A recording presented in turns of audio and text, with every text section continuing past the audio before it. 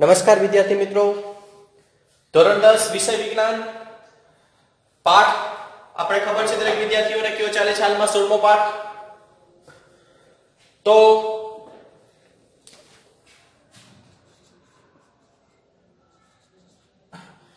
દરેક વિદ્યાર્થીઓને કહી દઈએ કે છોકરાઓ, હાલના સમયમાં તમારી પાસે એક બોર્ડની જે એક્ઝામ છે તેના જે આખી એક બ્લુપ્રિન્ટ જે આવેલી છે હમણાં તદ્દન હમણાં જ કરંટમાં જ આવેલી છે. તો જે દરેક યુનિટમાંથી દરેક યુનિટનો નિશ્ચિત પ્રકારનો વેઇટેજ હોય છે કે ભાઈ આ યુનિટમાંથી આટલા માર્કનું પૂછાય, આ યુનિટમાંથી આટલા માર્કનું પૂછાય. તો હવે આપણે જે છે ને છોકરો, એ જે પેલા એટલે કે ગયા વર્ષે જે વેઇટેજ હતું યુનિટનું તેના કરતા આ વર્ષે જે વેઇટેજ છે થોડું વધી ગયું છે. મીન્સ કે 3 ની જગ્યાએ 6 માર્કનું પૂછાશે. અમુક યુનિટ એવા છે 6 ની જગ્યાએ અમુક 10 માર્કનું પૂછાય છે. તો આ 6 માંથી 10 માં જે થયા છે, બરાબર છે. હવે એ અમુક પાઠ છે એમાં આપણા 14, 15 અને 16 દરેક વિદ્યાર્થીઓને કહી દો કે આ જે 14મો પાઠ છે, 15મો પાઠ છે અને 16મો પાઠ છે, આ 3 યુનિટ પહેલા કરજો છોકરાઓ. આ શું કામ? તો કે ઈઝી છે ને આ યુનિટનું જે વેઇટેજ છે ને એ પણ થોડું વધેલું છે. નેક્સ્ટ, જે અગાઉના સમયમાં જે તમારે હેતુલક્ષી પ્રશ્ન હતો સેક્શન એ હેતુલક્ષી પ્રશ્ન, એમાં એમસીક્યુ ને શોર્ટ ક્વેશ્ચન ને બધું આવે, એ નું પણ જે આખો સેક્શન છે ને 24 માર્ક તમને જો આપણે સ્કૂલ તરફથી એક પીડીએફ આવેલી હશે, એ પીડીએફ તમે જોશો ને એટલે પહેલા જ પેજ ઉપર આ બધું વેઇટેજ લખેલું છે. તો 24 માર્કનો પહેલો સેક્શન છે. તો હું એટલે કહું છું કે આપણે જે ઓલું વર્ક કરતા હતા કે ભાઈ આ દિવસે આ વર્ક કરી અને મોકલાવવાનું રહેશે, એ વખત કહેતા હતા ખબર છે ઓલું હેતુલક્ષીનું. તો એનો હેતુલક્ષીના જે સેક્શન એ કમ્પ્લીટ કરવાનો મુખ્ય એમ એ જ હતો કે જે વેઇટેજ છે ને 24, સૌથી વધુ જે સેક્શન હોય ને તો એ છે 24. ત્યાર પછી ડી વિભાગ આવશે 20 માર્કનો, ત્યાર પછી 18 ના 2 આવશે. તો એના લીધે કહું છું કે 24 ના આમાં સાચું ઈ સાચું, ખોટું ઈ ખોટું, એમસીક્યુ તમારો સાચું ઈ સાચું, ખોટું, આમાં કે માર્ક ના કપાય જો તમને આવડતું હોય તો. બરાબર છે. તો હવે વધુ સમય ના લેતા આપણે યુનિટ જે 16મો જે છે તેમાં આગળ વધીએ. અગાઉના લેક્ચરમાં આપણે શું ભણ્યા દરેક વિદ્યાર્થીને ખબર છે કે ભાઈ બંધ બાંધવાના એક તો ફાયદા છે અને બીજું ગેરફાયદા છે. કે ભાઈ બંધ બાંધવાના ફાયદા શું અને ગેરફાયદા શું, તો જોઈએ. એ જોઈ લીધું છે. હવે આપણે આ પ્રશ્ન છે, નેક્સ્ટ ક્વેશ્ચન જે છે તેના ઉપર આપણે અમુક એના મુદ્દા વિશેનો અભ્યાસ કરીએ કે જળ સંગ્રહના વ્યવસ્થાપનના ઉદ્દેશો. જળ સંગ્રહ એટલે કે પાણીનો તમે સંગ્રહ કરીએ છીએ, વરસાદી પાણીનો આપણે સંગ્રહ કરીએ છીએ, તેના વ્યવસ્થાપન એટલે કે આપણે તેને સાચવીએ છીએ, તેનું આપણે મેનેજમેન્ટ કરીએ છીએ, તેના મુખ્ય ઉદ્દેશો શું છે. પ્રશ્ન એમ કહે છે કે ભાઈ જળ સંગ્રહ કરવાના મુખ્ય ઉદ્દેશો, શું કામ આપણે લોકો પાણીનું વ્યવસ્થાપન કરીએ છીએ. વ્યવસ્થાપન એટલે કે એનું મેનેજમેન્ટ. મેનેજમેન્ટ એટલે કે જે વરસાદી પાણી છે અત્યારના આપણે ઉપયોગ કરીએ છીએ, પણ આના પછીના દિવસોમાં, આના પછીના વર્ષમાં પણ આપણે આ પાણીનો ઉપયોગ કરી શકીએ, તેને શું કહેવાય છે? એનું વ્યવસ્થાપન કહેવાય છે. ઇંગ્લિશમાં આપણે એને મેનેજમેન્ટ કહીએ છીએ. ઘણી બધી વસ્તુ હોય છે એનું આપણે અગાઉથી આપણે એનું મેનેજમેન્ટ કરવું પડતું હોય છે. ફોર એક્ઝામ્પલ, કોઈ મેરેજ હોય, બરાબર છે, આપણા ઘરમાં માની લો કે આપણા ભાઈ છે, બેન છે ને કોકના મેરેજ છે, તો અગાઉથી જ આપણે તેની પૂર્વ તૈયારી કરવી પડે, અગાઉથી જ આપણે તેનું મેનેજમેન્ટ કરવું પડે બધી વસ્તુઓનું. તો એ જ રીતના જળ સંગ્રહનું વ્યવસ્થાપન કરવું પડે. પણ હવે આ જળ સંગ્રહનું વ્યવસ્થાપન કરીએ છીએ તો તેના મુખ્ય ઉદ્દેશ શું છે, શું કામ કરીએ છીએ, એના હેતુ શું છે, એમાં પ્રશ્ન પૂછે છે. પહેલા તો પ્રશ્ન સમજીએ, ત્યાર પછી આપણે એનો જવાબ જે છે તેના વિશેના જે મુદ્દા છે, પોઈન્ટ છે, તેના વિશેનો અભ્યાસ કરીએ. તો પહેલું છે કે ભૂમિ અને પાણીના પ્રાથમિક સ્ત્રોતનો વિકાસ કરવો. બરાબર છે. જળ સંગ્રહ આપણે શું કામ કરીએ તો કે એક તો ભૂમિ એટલે કે જમીન અને પાણીના અમુક પ્રાથમિક સ્ત્રોતો જે હોય તેનો શું કરવો? વિકાસ કરવો. આ પહેલો પોઈન્ટ. નેક્સ્ટ, દુકાળ અને પૂરનો પ્રભાવ ઘટાડવો. જો જે અંડરલાઈન કરું છું ને છોકરાઓ એટલું જ યાદ રાખે. દુકાળ અને પૂરનો પ્રભાવ ઘટાડવો. તમે જળનો સંગ્રહ કરો એટલે ઓટોમેટિક દુકાળ ઘટી જશે. વરસાદી પાણીનો તમે સંગ્રહ કરો એટલે કે પછીના અમુક દિવસોમાં પછીના વર્ષોમાં પણ એ પાણીનો ઉપયોગ કરો એટલે દુકાળ ઘટી જાય. તો કે હા. પાણીનો સંગ્રહ કર્યો એટલે કે પૂરનો પ્રભાવ ઘટી જાય. તો કે હા. આ બે. પાણીના સંગ્રહ કરતા સમુદાય અથવા ક્ષેત્રના ઉત્પાદન તેમજ આવકમાં વધારો કરો. હવે માની લો પાણીનો સંગ્રહ કરતો સમુદાય અથવા ક્ષેત્ર ક્યાં ક્યાં છે? આપણે ડેમ બાંધીએ છીએ, બરાબર છે. વિવિધ પ્રકારના આપણે અન્ય આવશે આગળ નાના ખાડા કરીને પાણીનો સરોવર કરીને આપણે પાણીનો સંગ્રહ કરતા હોય છે. તો પાણીનો સંગ્રહ કરતા અમુક સમુદાય હોય છે અથવા તો ક્ષેત્ર જે લખો તેના ઉત્પાદન તેમજ આવકમાં શું કરવો પડે? તો કે તેના ઉત્પાદન તેમજ આવકમાં તો કે વધારો કરવો એ જળ સંગ્રહ વ્યવસ્થાપનનો મુખ્ય ઉદ્દેશ છે. નેક્સ્ટ, બંધમાંથી વહેતા પાણીના પ્રવાહમાં તેમજ જળાશયના આયુષ્યમાં વધારો કરવો.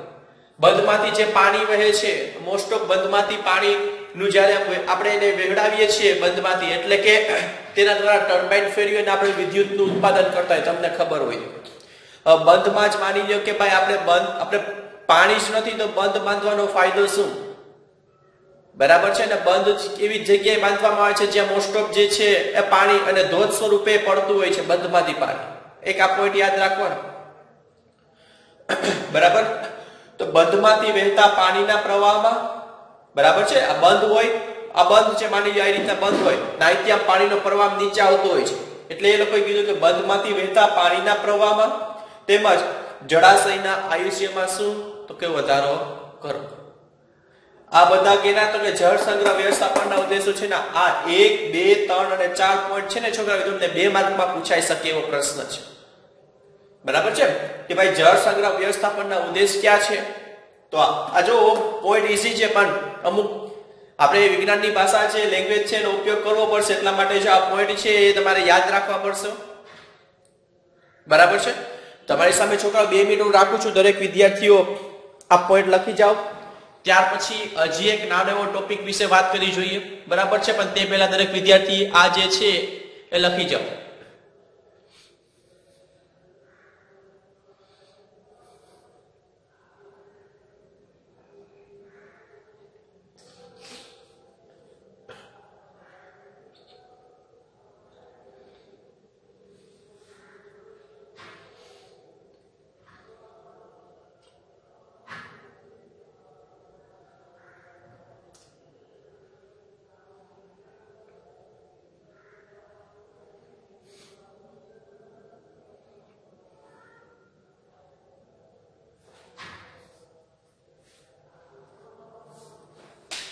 ચાલો તો ત્યાર પછી આપણે નેક્સ્ટ પોઈન્ટ વિશેનો અભ્યાસ કરીએ. તો જોઈએ હવે નેક્સ્ટ પોઈન્ટ. ત્યાર પછીનો પોઈન્ટ છે છોકરાઓ કે પાણીનો સંગ્રહ માટે સ્થાનિક સમુદાયે વિકસાવેલી રીતો. એટલે કે તમારા અને મારા દ્વારા અમુક લોકો જે વિલેજમાં ગામડામાં રહેતા હોય છોકરાઓ, એને ખબર હોય તે ત્યાંનો સમુદાય હોય એને સ્થાનિક સમુદાય કહેવાય. બરાબર. આજુબાજુમાં અમુક વિસ્તારોમાં આ બધા વ્યક્તિઓ જે છે આપણા જેવા વ્યક્તિઓ રહેતા હોય છે. તો હવે એ લોકો પાણીનો સંગ્રહ કરવા માટે કઈ કઈ રીતો એને વિકસાવેલી છે, કઈ રીતનો એ ઉપયોગ કરે છે, એમાં પ્રશ્ન કહે છે કે પાણીના સંગ્રહ માટે સ્થાનિક સમુદાયે વિકસાવેલી રીતો જણાવો. તો એમાંની જે પહેલી રીત છે કે નાના ખાડા અને સરોવરો ખોદવા. બરાબર છે. અમુક લોકો જે છે નાના એવા ખાડા જે છે, એટલે નાનું એટલે સાવ નાનો ખાડો ના હોય, એમ તો મોટો એવો ખાડો હોય છે. એ ખાડાને નાના એવા ઘણા બધા ખાડા બનાવે છે. અથવા તો શું કરશે એ લોકો, કાં તો અમુક નિશ્ચિત અંતરે ખાડા છે બનાવશે, અથવા તો એ બધાને કમ્બાઈન ભેગો કરીને થોડો મોટો એવો ખાડો બનાવશે. ક્યાં? તો કે અમુક ખાસ કરીને જે આ લોકો છે ને વિલેજ ગામડામાં આવી રીતે અપનાવતા હોય છે. તો નાના ખાડા અને સરોવરો ખોદવા. બરાબર. જેથી કરીને શું થાય? તો કે વરસાદનું પાણી આ નાના ખાડા અને સરોવરમાં શું થાય? તેનો સંગ્રહ થાય. બીજો પોઈન્ટ કે માટીના નાના બંધ બનાવ. પણ આ જે ઇફેક્ટિવ નથી. આ શું કામ કે માટીનો બંધ બનાવે ને છોકરાઓ, તો એ ગમે ત્યારે જો પાણીનો જે પ્રવાહ વધુ આવે, પાણીનો ફોર્સ વધુ આવે ને, તો એ ઇનકેસ ને તૂટી પણ શકે છે. એટલે તો પણ અમુક જે છે અમુક વિસ્તારમાં કે જ્યાં પાણીનો પ્રવાહ ઓછો હોય, બરાબર છે, તેવા વિસ્તારમાં કે વરસાદનું પાણી પડે છે તો એ ત્યાંનો સંગ્રહ થાય એ રીતના નાના નાના એવા બંધ કેનો બનાવવામાં આવે છે? માટીનો. ત્રીજું, ઘરના ધાબા પરથી, બરાબર, ટેરેસ આપણે જે ઘર હોય છે એની ઉપર તમને ખબર હોય તો વરસાદનું પાણી પડતું, ઘણી વખત વરસાદનું પાણી છે એ આપણા આજુબાજુ જે રૂમ હોય, બરાબર છે, ઉપર અગાસી આપણે છે એટલે ટેરેસ છે, બરાબર, ત્યાંથી એ વિસ્તારમાં પાણી ભરાય તો આપણે ભેજ લાગતો હોય ઘણી વાર આપણા ઘરમાં અમુકને ખ્યાલ હશે. તો આપણે એ રીતની અમુકના ઘરમાં એ રીતની રચના હોય છે કે વરસાદનું પાણી છે ને ડાયરેક્ટ સંગ્રહ થાય છે વિવિધ પ્રકાર પાઇપ દ્વારા કે, બરાબર છે. તો એ રીતના કીધું કે ઘરના ધાબા પરથી પાણીને એકત્રિત કરવું, બરાબર. નેક્સ્ટ, કે પાણીનો સંગ્રહ કરવા વ્યવસ્થાની સ્થાપના કરવી. પાણીનો સંગ્રહ કરવા માટે વિવિધ પ્રકારની વ્યવસ્થાઓ કરવી. જો ઘણી વખત છે ને એવું બનતું હોય છે કે આ ઘર છે, બરાબર છે, ઘરમાંથી આ જે ટેરેસ એટલે કે અગાસી પરનું જે પાણી છે ને એ સંપૂર્ણ રીતે વેસ્ટ થતું હોય છે. અગાસી પરનું પાણી એક પાઇપ દ્વારા શું તો કે ભાઈ વિવિધ પ્રકારનું જે વેસ્ટ થતું હોય છે. ઘણી વખત તમે જોયેલું હોય કે વરસાદ આવતો હોય ને એમાંથી આપણે એક પાઇપ હોય, એ પાઇપમાંથી પાણી સતત એમને જાતું હોય, બરાબર છે. તો આવું ન થાય એના માટે શું તો કે વિવિધ પ્રકારની આપણે વ્યવસ્થાઓ કરવી કે ભાઈ પાઇપમાંથી જ્યાંથી પાણી આવે છે ત્યાં નીચે કોઈ પાત્ર રાખો કે જેથી કરીને વરસાદના પાણીનો આપણે સંગ્રહ કરી શકીએ. પણ એ તો આપણે મેક્સિમમ 1 વીક સુધી, અઠવાડિયા સુધી આપણે પાણીનો ઉપયોગ કરી શકીએ. શું કામ તો કે આપણે પાત્ર છે એ લિમિટ એની હોય, બરાબર છે, અમુક નાના પાત્રો હોય. તો આ તો એ રીતના વાત થઈ છે કે ભાઈ આપણે અમુક પ્રકારની વ્યવસ્થાઓ એવી કરવી જોઈએ કે ડાયરેક્ટ પાણી જે છે અમુક જગ્યાએ જાય ને ત્યાંનો સંગ્રહ થાય, બરાબર છે. માની લો કે ખાડો બનાવ્યો છે, આપણે નાના નાના ખાડા બનાવ્યા છે, તો આપણે વિથ પાઇપ દ્વારા એવી રચના બનાવીએ કે ખાડામાં ડાયરેક્ટ પાણી ફૂગી જાય, ત્યાં શું થાય? એનો સંગ્રહ થાય, બરાબર. પછી રેતી ચૂનાના પથ્થર, રેતી અને ચૂનાના પથ્થરનો ઉપયોગ કરી અને શું બનાવવા તો કે જળાશયોના બધી રીત છે. આ બધી રીતનો ઉપયોગ વધુમાં વધુ તમને કહું છું ક્યાં થાય તો કે વિલેજ એટલે કે ગામડાઓમાં આ બધી રીતનો ઉપયોગ થતો હોય છે, બરાબર છે. તો આ પ્રશ્ન હતો કે પાણીના સંગ્રહ માટે સ્થાનિક સમુદાયે વિકસાવેલી રીતો. તમારી સામે છોકરાઓ 2 મિનિટ રાખું છું. દરેક વિદ્યાર્થીઓ આજના લેક્ચરમાં આપણે આ જે બે પોઈન્ટ વિશેની વાત કરવાની છે. આ 2 પોઈન્ટ તમને લોકોને 2 માર્કમાં પૂછાઈ શકે છે. આના કરતા અગાઉનો પોઈન્ટ છે તમારા માટે મોસ્ટ આઈએમપી પ્રશ્ન છે, 2 માર્કમાં પૂછાઈ શકે એવો પ્રશ્ન છે. ને આ યુનિટ હજી એકવાર કહું છું દરેક વિદ્યાર્થીઓ વ્યવસ્થિત રીતના કરજો. શું કામ તો કે આ યુનિટ છે એટલો બધો અઘરો નથી છોકરાઓ, બરાબર છે. સમાજ વિદ્યામાં અમુક આના પોઈન્ટ અમુક આવશે સમાજ વિદ્યામાં. તમારી સામે 2 મિનિટ રાખું છું. દરેક વિદ્યાર્થીઓ આ જે છે એ લખી લ્યો ને આજના લેક્ચરમાં આપણે અહીં સુધી રાખશું, બરાબર.